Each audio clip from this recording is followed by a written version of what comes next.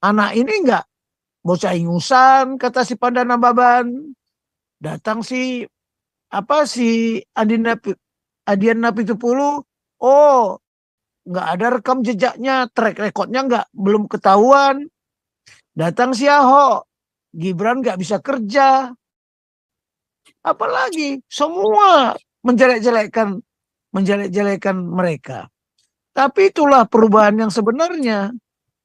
Kalau yang di Anies itu nggak, mana kelihatannya perubahan, nggak ada. Jadi kita harus melihat lah. Sampai sekarang kerjanya hanya bisa menjelek-jelekkan aja PDIP. Terus yang terakhir masuk ke PDIP, dua orang ini kan Ahok dan Ibu Koni ya. Jadi yang masuk ke PDIP itu selalu mulutnya itu nyinyir. Nggak tahu ketransfer roh spirit dari Ibu Ketum atau bagaimana. Pokoknya mulutnya jadi jahat gitu. Bisa apa namanya? Bisa bahaya ini. Bisa bahaya.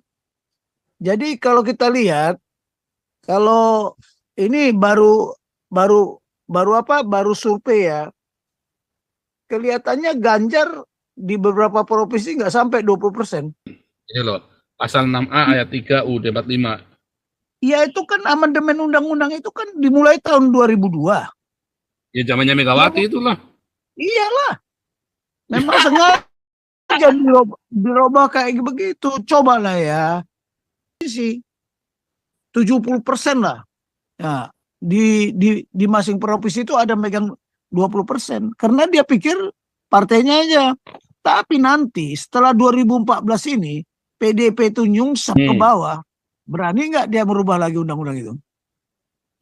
Nah, berat. Semua aturan yang dia bikin akhirnya merugikan dia sendiri soalnya kan.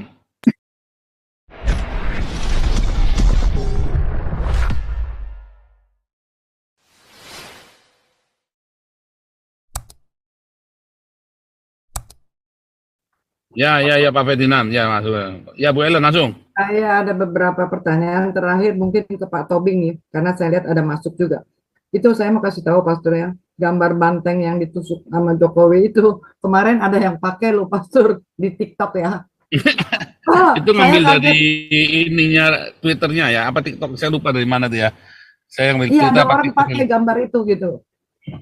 Sama, persis banget. Saya nggak tahu kan sumbernya dari mana. Saya tahunya kan dari sini gitu.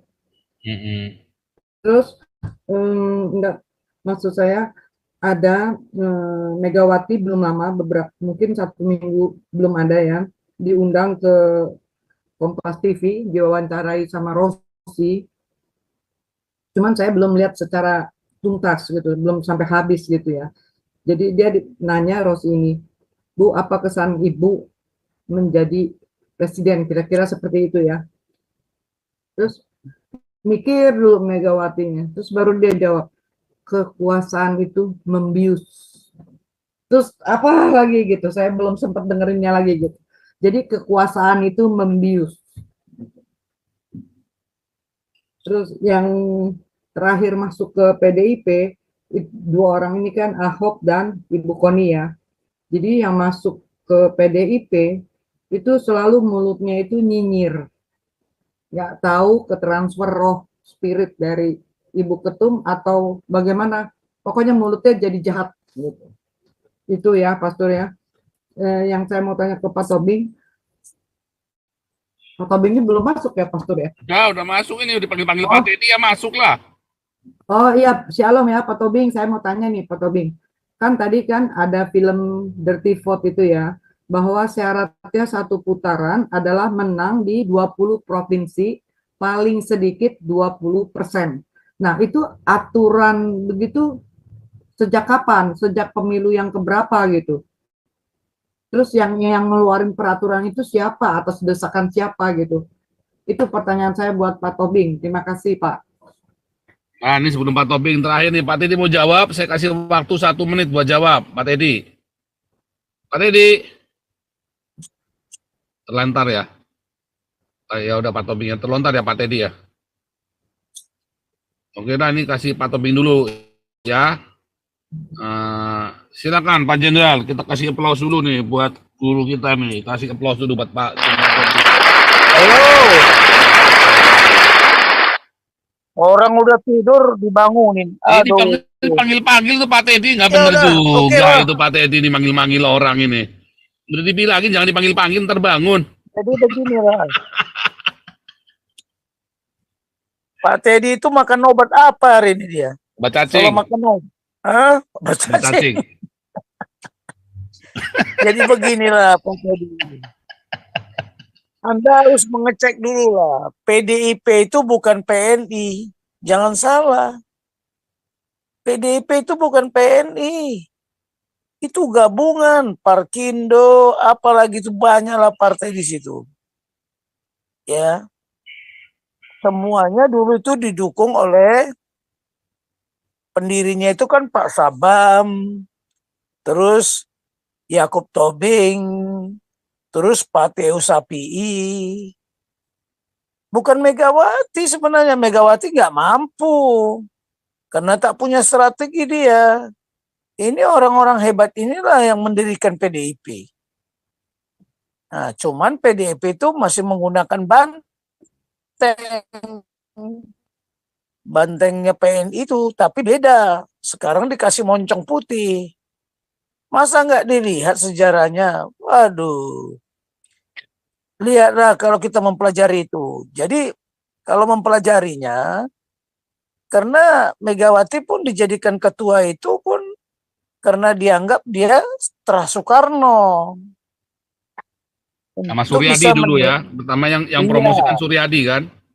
Tidak, Suryadi itu adalah musuhnya. Nah, Suryadi yang pertama promosiin dulu, terus kemudian musuhan digembosin sama Suryadi. Yang narik Mega ke politik ke Suryadi. Terus jadi musuhnya. Karena kan Iya, Suryadi tapi disuruh maksudnya Soeharto mengkhianati kan.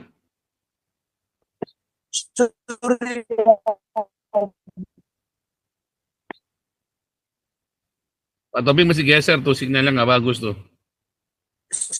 Suryadi itu kan Megawati itu Pak Tobing nggak bagus sinyalnya tuh. begitu persis. Itu ada bukunya, tulisannya itu. Jadi untuk nakul ya, di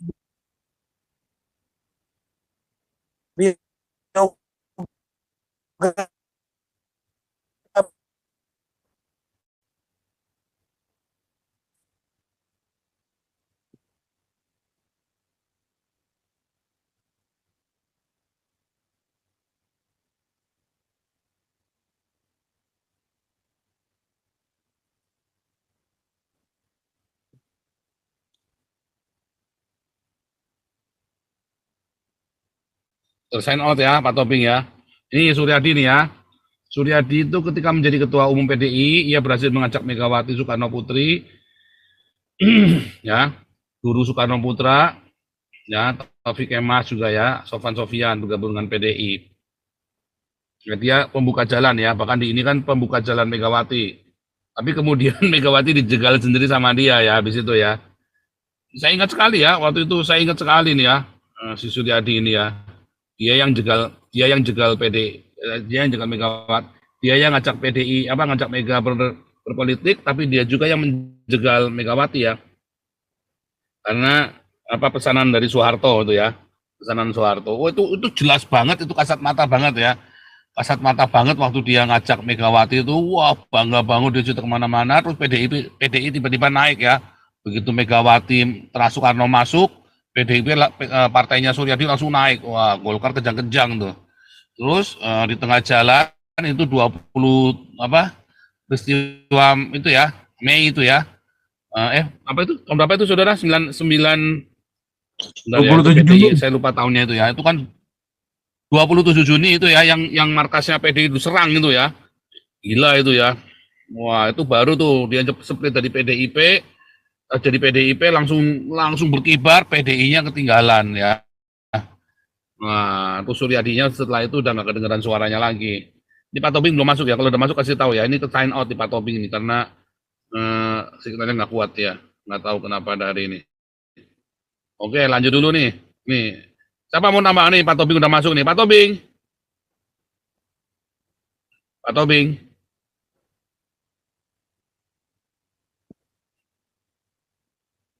Oke, selamat malam. Udah bagus Kok kacau sekarang. begini Silakan ya? lanjut. Aduh, Lanjut. dengar nggak? Udah bagus, bagus, bagus, bagus. Aduh, gimana ini? Iya nih, punya kita semua Iya, dari ini di tadi. sini jelek sinyalnya. Ya, lanjut aja, lanjut. Nggak apa-apa. Coba aja. Nanti kalau ini kita kasih tahu. Jangan open cam, Pak. Semuanya kan Oh iya, ini kalau sinyalnya nggak bagus, kameranya matiin aja. Saya matikan kameranya ya. Kameranya saya matiin, nggak apa-apa. Kita udah tahu. Ya, lanjut Pak Tobing. Iya. Ya, Iya, malah jadi hilang suaranya. begini. Halo? Ya, Jangan jauh dari HP-nya, Pak.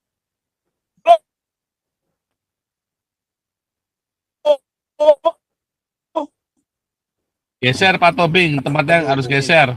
Nggak bagus. Nggak bagus, nggak bagus. Harus geser Pak Tobing.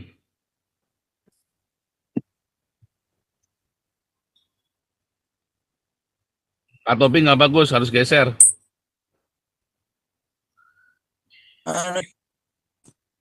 Geser dulu Pak Tobing. Tempatnya nggak bagus itu sinyalnya.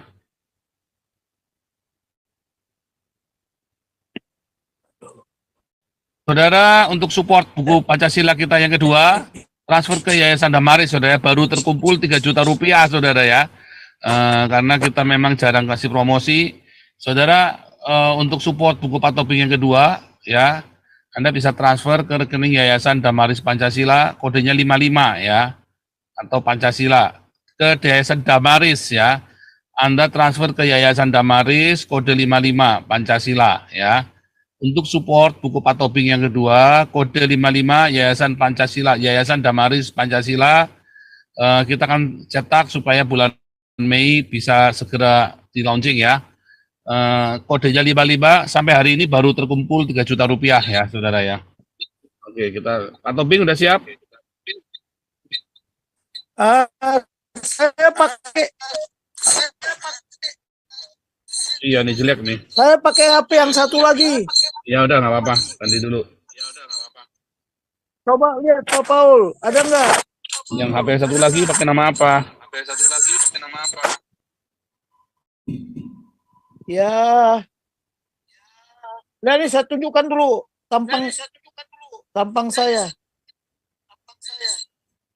Tapi yang satu di silent, Pak. Yang satu dibuka itu suara mic-nya.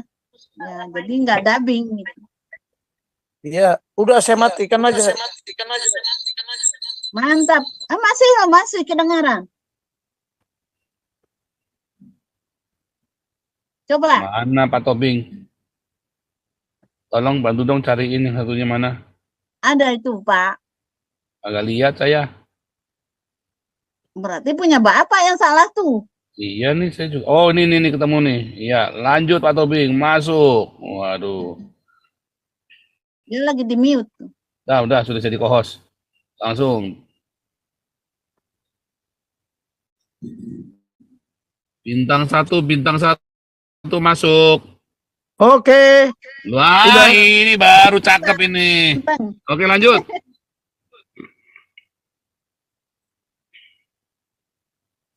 Jadi begini, baca dulu riwayatnya PDIP itu. Jadi kalau nggak dibaca riwayat hidupnya, tahu nggak dulu waktu munasnya PDIP itu berhasil, itu siapa Pangdam waktu itu? Ya, kenapa dia tidak jadi kasat? Karena dianggap Pak Harto mengkhianati. Itu. Jadi mau nggak mau kita harus belajar dari sejarahnya lah. Jadi jangan sembarangan kita bilang, oh PDIP sekarang Pancasilais. Dari mana Pancasila? Bayangkan dari tahun 99 sampai 2024 sudah berapa tahun PDIP berkuasa? Apa hasilnya? Nggak ada. Jadi kalau perubahan yang diusung si Anies itu bukan perubahan, justru yang di apa perubahan yang sebenarnya adalah Prabowo, karena perubahan itu terjadi pergeseran dari yang tua kepada yang muda. Jadi jangan salah, kan kita dulu sudah sepakat kan, kenapa kalau mereka gara-gara si Gibran dijadikan wakil presiden kok yang lainnya iri? Kenapa takut si Gibran jadi wakil presiden? Kan harusnya anak ini enggak bocah ingusan, kata si Pandana Baban. Datang si Adian Napitupulu, oh nggak ada rekam jejaknya, track recordnya belum ketahuan. Datang si Ahok, Gibran nggak bisa kerja. Apalagi semua menjelek-jelekan mereka. Tapi itulah perubahan yang sebenarnya. Kalau yang di Anies itu nggak, mana kelihatannya perubahan? Nggak ada. Jadi kita harus melihat lah. Sampai sekarang kerjanya hanya bisa menjelek-jelekkan aja PDIP. Harusnya memang kalau dia hebat, dia susun strategi lah. Susun strategi. Makanya lihat perolehan suara waktu mulai PDIP itu berkuasa, pemenang di pemilu, kenapa makin hari dia turun. Tetapi ketika Jokowi jadi presiden, makanya dia naik. Cobalah si Bu Mega itu kan menyampaikan, jangan memilih pemimpin yang bodoh. Ya, itu kan mengenakan ke dirinya. Kenapa dia tidak terpilih jadi presiden? Kan berarti dia bodoh, gitu loh. Ini memang bahasa-bahasa kita ini harus pakai bahasa logika lah. Hati-hati loh ya. Belajar logika itu ada silogisme. Ya. Di situ bisa kita lihat. Jadi kalimat-kalimat itu bisa kena ke kita sendiri. Ya. Jadi hati-hatilah. Nah, jadi dia membela-bela Ganjar. Ya silakan aja, kita nggak melarang kok. Saya tidak membawa orang kepada supaya dia mau masuk ke Prabowo. Ya. Tidak masuk ke Prabowo. Tapi lihatlah, si Ganjar buka kampanye, pilih nomor berapa, nomor 3, semuanya yang ada di kampanye itu Prabowo, bukalah. Si Anies juga gitu. Jadi anak-anak muda ini udah nggak bisa dibohongi, karena dia tahu yang sebenarnya. Loh, sekarang 25 tahun kok nggak bisa membongkar masalah HAM? Nah, kenapa si Munir dibunuh? Munir membela Prabowo loh. Nah, jadi begini-begini si Teddy kok masih apa istilahnya, datang bolu si Teddy keras kepala. Ya udah biarkan aja. Bagaimana kita mau membujuk dia? Biar dia tahu sendiri besok tanggal 14. Sekarang di Malaysia pun terjadi kecurangan. Baru 3 orang ke TPS, kok surat suara udah penuh. Ini sekarang lagi rame di Malaysia.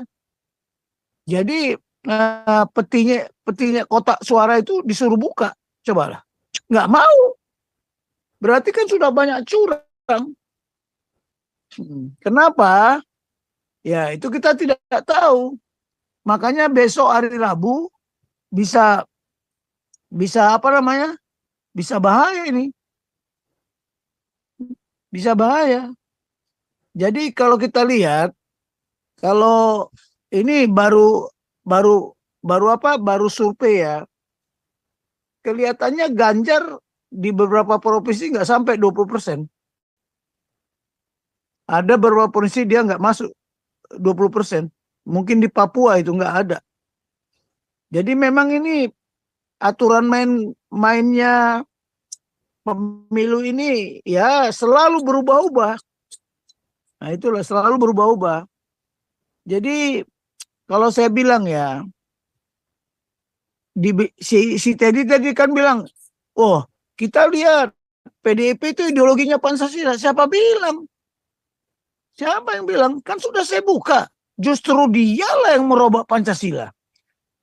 Tersuratnya sih tidak, tapi di undang-undangnya, di konstitusi tidak, tapi di undang-undangnya merubah. Jadi pemilihan tidak langsung itulah Pancasila melalui permusyawaratan perwakilan. Tapi menjadi langsung itu demokrasi liberal. Hati-hati loh. Hati-hati. Saya tidak menjelekkan Amerika, tapi jangan dibawa ideologinya itu dibawa ke ideologi kita, nggak nyambung. Kenapa di Amerika waktu saya bilang demokrasi liberal itu menghancurkan demokrasi Pancasila, saya bilang, saya jelaskan kok sama mereka. Dia mengakui, ini Pak Teddy belajar dulu lah, jangan sudah kebanyakan di Amerika. Saya nggak menyalahkan Amerika, tapi sadarlah, negara Indonesia itu campur tangan Amerika nggak? Waktu Bung Karno dirontokkan itu. Dia nggak ngerti sejarahnya. Apa dia udah lahir apa belum? Udah lahir. Oh baru 2 tahun sih. Lahir 63, baru 2 tahun umurnya. Masih nete, ya kan? Jadi Soekarno jatuh itu gara-gara Amerika. Tahu nggak? Tapi Amerika menjatuhkan dia apa? Lihat dulu sejarahnya. Begini Pak Teddy. Nanti kalau saya bongkar semua nggak ngerti lagi. Karena kita tahun 63 itu bukankah baru kembalinya Irian Barat ke pangkuan Ibu Pertiwi? Nah, kembalinya Irian Barat ke pangkuan Ibu Pertiwi, jasanya siapa? Kennedy. Padahal Bung Karno itu dibantu oleh Rusia. Semua persenjataan angkatan bersenjata waktu itu semua dari Rusia, kapal induk, pesawat udara, semua ya, meriam artileri, radarnya semua dari sana. Bahkan peluru kendali jarak jauhnya itu SAM itu pun dari Rusia. Tapi Kennedy pinter, Belanda disuruh menyerah ya. Tapi dengan perjanjian itu apa? Freeport itulah bayarannya. Kemudian uang Indonesia, ya emasnya itu dibawa semua ke Amerika. Oleh Amerika juga pintar, ya diselesaikan dulu Kennedy supaya jejaknya itu nggak ada. Bukalah surat kabar di Google itu, perjanjian-perjanjian itu dulu. Jadi Pak Teddy ini hanya ngomong aja tapi tidak mengorek. Nah setelah Kennedy diselesaikan, gilirannya Bung Karno diselesaikan supaya emas kita yang ada di sana itu hilang jejak. Dengar loh, masa kerajaan Mojopahit atau kerajaan-kerajaan yang di Indonesia ini dulu nggak punya kekayaan? Kemana kekayaannya? Coba ceklah. Raja-raja itu dulu mengumpulkan emas, berikan kepada Bung Karno. Coba. Nah ini makanya ada isu-isu bahwa ada emas kita di Swiss, ada emas kita di Amerika, ada emas di mana lagi? Di mana itu ya? Di bank ASBC. Coba ceklah. Jadi Teddy nggak ngerti sampai ke situ. Mohon maaf Pak Teddy, saya bukan menjelek-jelekkan negara lain. Tapi kelakuan oknum di sana ada yang berbuat begitu. Ini namanya politik lah. Mana ada yang senang kalau Indonesia maju. Aduh, makanya tema yang diambil Pak Prabowo, Indonesia maju. Karena Indonesia maju itu negara di sekeliling kita tidak ada yang mau. Hati-hatilah Pak Teddy, Pak Teddy. Terlalu. Tadi Bu Ellen tanya apa, saya nggak dengar.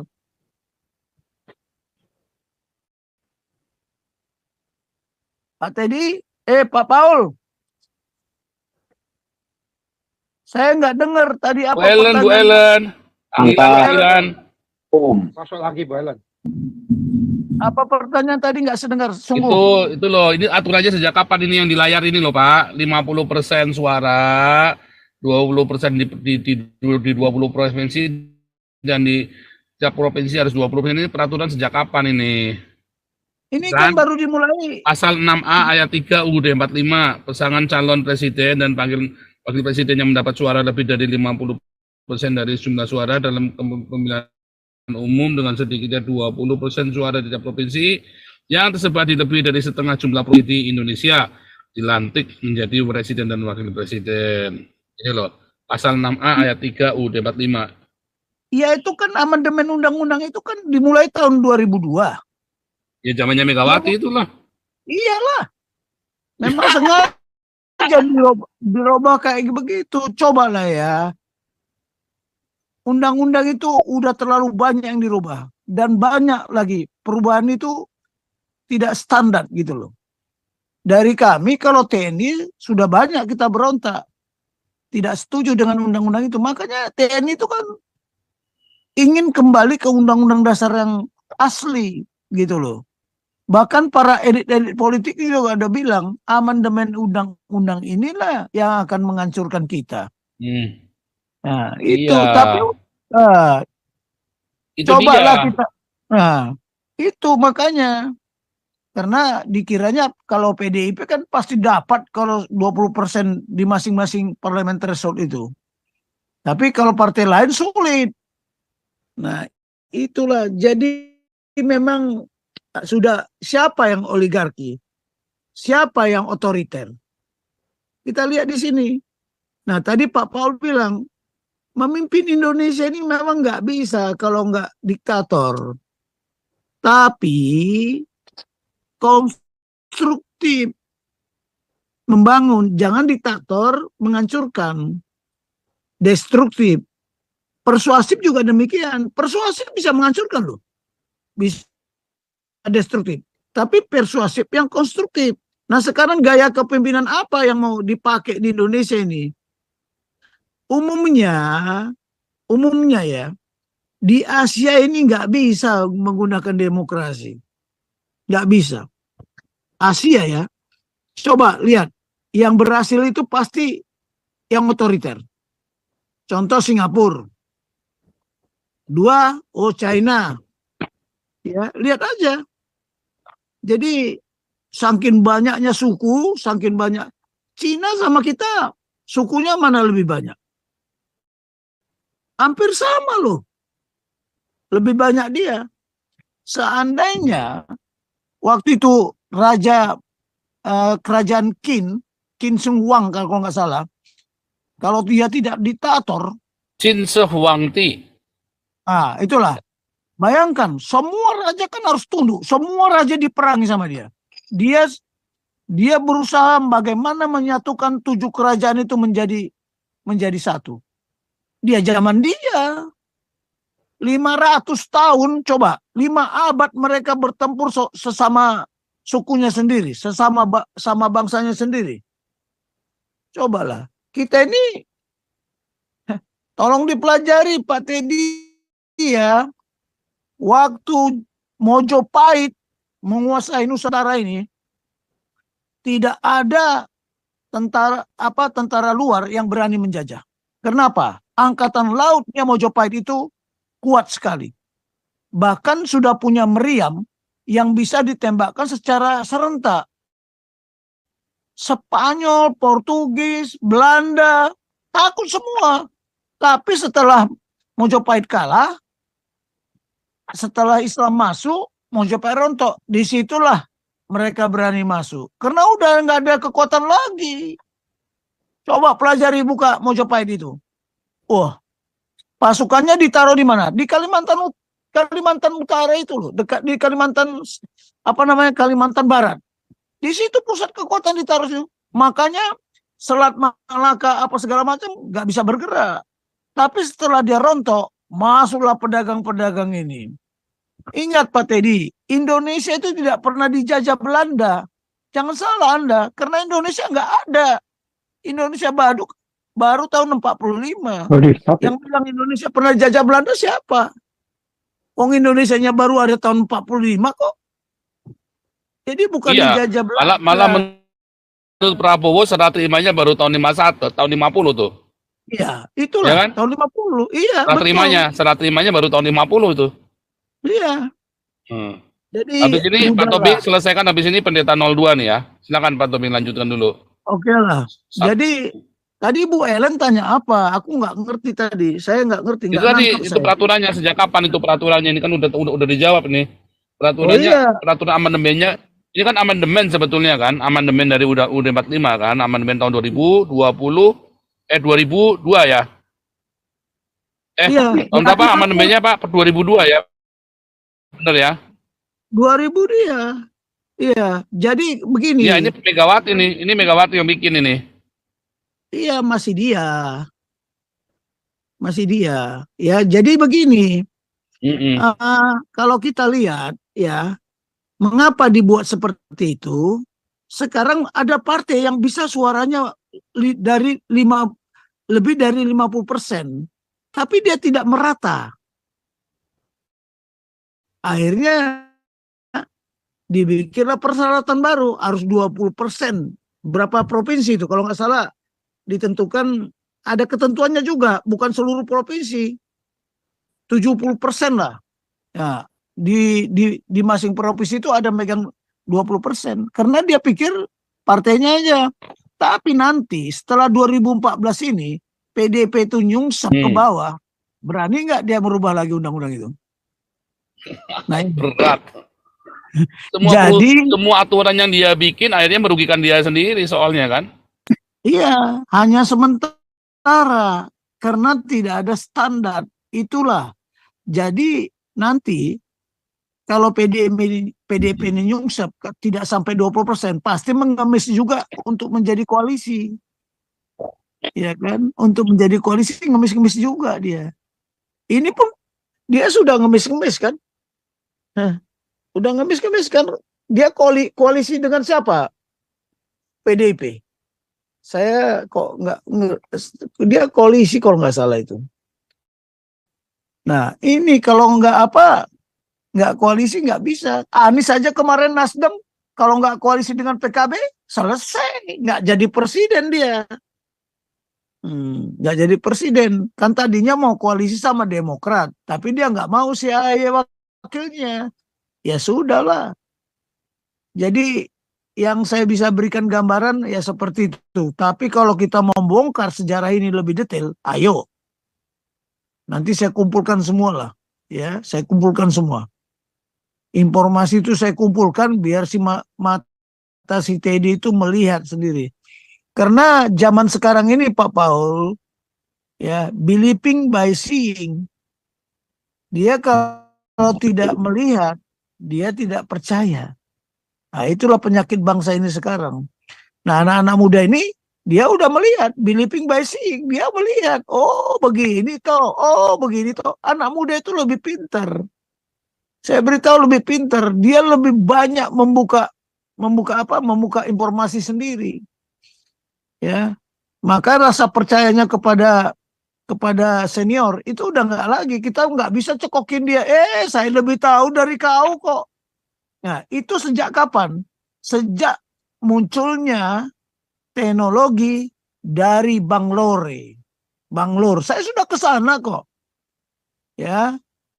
Saya juga udah ke Silicon Valley. Jangan bilang saya tidak tahu. Saya tahu. Makanya munculnya buku yang namanya The World is Flat.